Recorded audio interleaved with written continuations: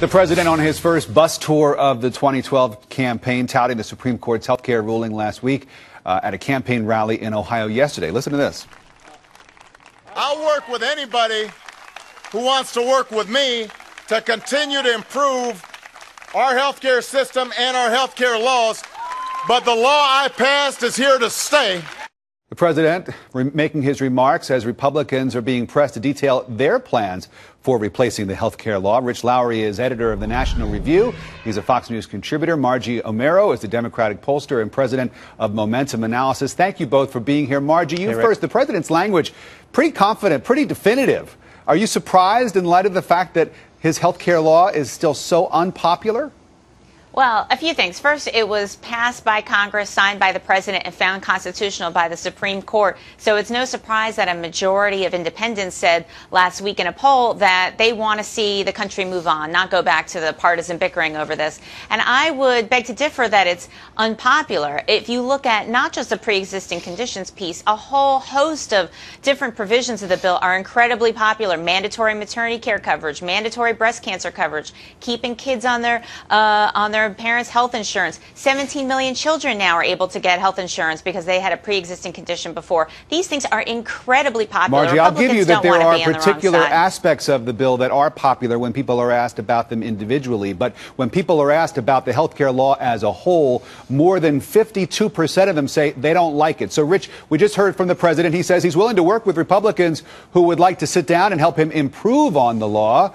Should Republicans engage? Well, I mean, that's not true. Look, Rick, this is just part of the effort since this law passed to declare it a fait accompli and tell Republicans to get over it. But the law has lacked popular legitimacy all along. It was about 32% approval in the New York Times poll when it passed. It was 34% approval in the New York Times poll right before the Obamacare decision. It's had a slight bump up from that decision, but only a slight one.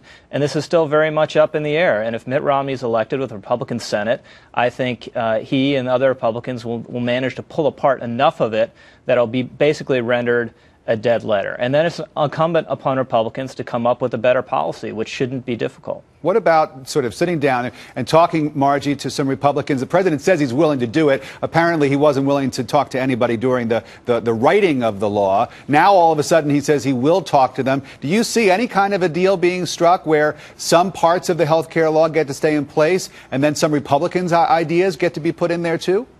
Well, I think that polls show that people find Obama is much more open to collaboration than Republicans in Congress. We've seen that time and again. That's why Congress has historic low approval rating.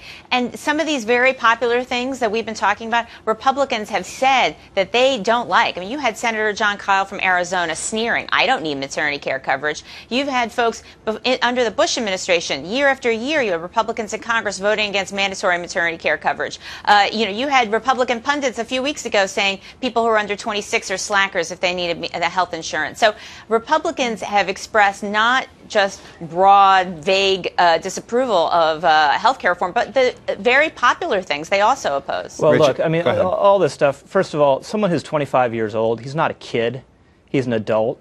And insurers have said they're going to do that voluntarily regardless of whether the law exists or not, because it doesn't cost much to cover young and healthy people. And the fact is, John Kyle, I've met the man many times.